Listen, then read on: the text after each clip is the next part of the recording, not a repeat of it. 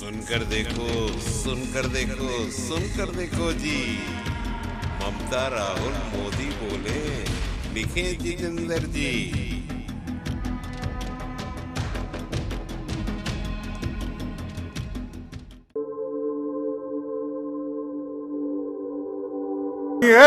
इसको हम बेचने नहीं देंगे, इसे हम बेचने नहीं देंगे, ये आपको कहना होगा। अब आने वाले पार्लियामेंट चुनाव में आज आपको ये भी कहना है, भाई मध्य प्रदेश में 3 लाख से अधिक वन अधिकार पट्टे खारिज किए। 3 लाख जो पट्टे जिनको मिला था, मिलने वाला था, उसको उन्होंने खारिज किया। ये गरीबों के लिए काम करने वाले हैं। जो लोग हमारे पट्टे कैंसल करते हैं, जो लोग जंगल लूटते हैं, जो लोग जमीन लूटते हैं, ऐसे लोग क्या गरीबों के वफादार या गरीबों के लिए काम कर सकते हैं? कभी नहीं। और इसीलिए राहुल जी ने ये न्याय यात्रा निकाली है। किनके लिए न्याय यात्रा?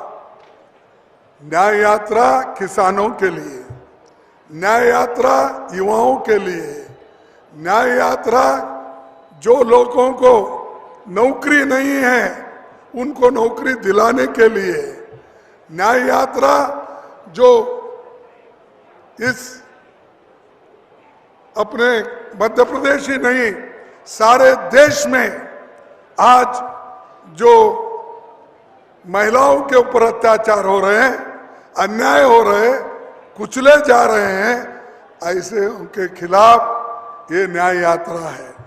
उतना ही नहीं,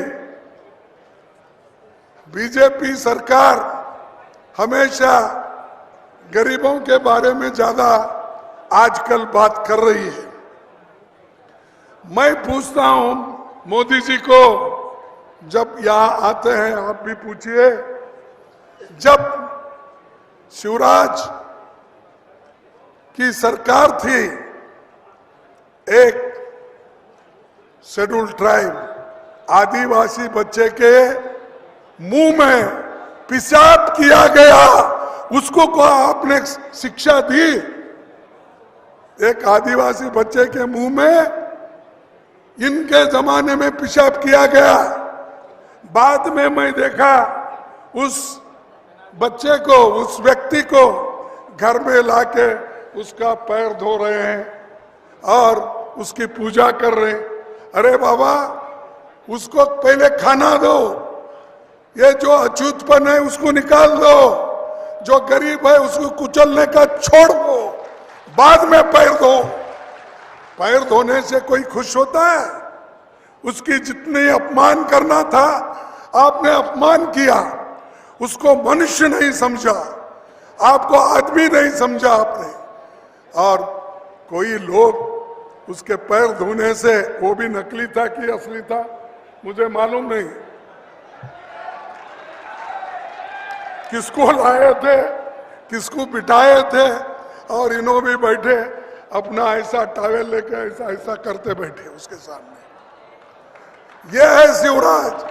और ये हाथी के दांत खाने के एक होते हैं, दिखाने के एक होते हैं, उसमें यही शिवराज है, यही बीजेपी है ये। अब है सो उनके बारे में मुझे ज्यादा मालूम नहीं। अब राहुल जी या हमारे मंच पे बैठे हुए कहेंगे कि देखिए, गरीबों के लिए लड़ने वाले सरकार होना चाहिए, ये नहीं शो करने वाले, दिखाने वाले। शुरू में तो शाह मोदी जी, उनके लोग तो पहले पीरियड में शेड्यूल कास्ट के घर में, दलितों के घर में जाके खाना खा रहे सो बताते थे लोगों को। अरे भाई, उनके घर में जाके खाना खाए ये बड़ी बात हो गई? तो इंसान नहीं है वो। ऐसी आपकी मानसिकता है, उनके घर में खाना खाए तो अछूतपन निकल गया, ये सोच वाले हैं।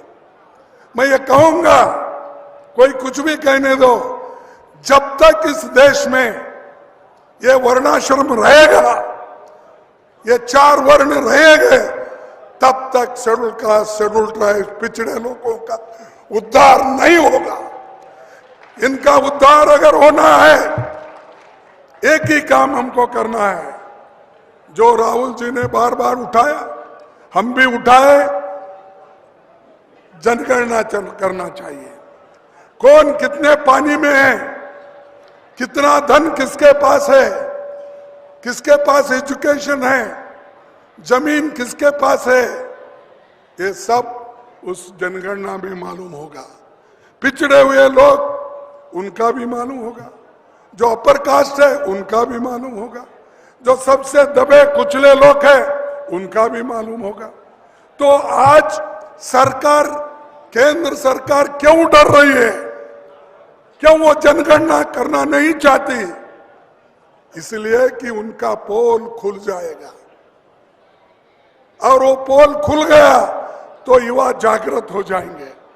तो हमको ये करना है, हमारे राहुल गांधी जी ने ये वायदा किया है कि हमारी गवर्नमेंट सेंटर में आई तो पहला काम हम करेंगे, जातीय जनगणना प्रारंभ करेंगे ताकि सबको फायदा हो।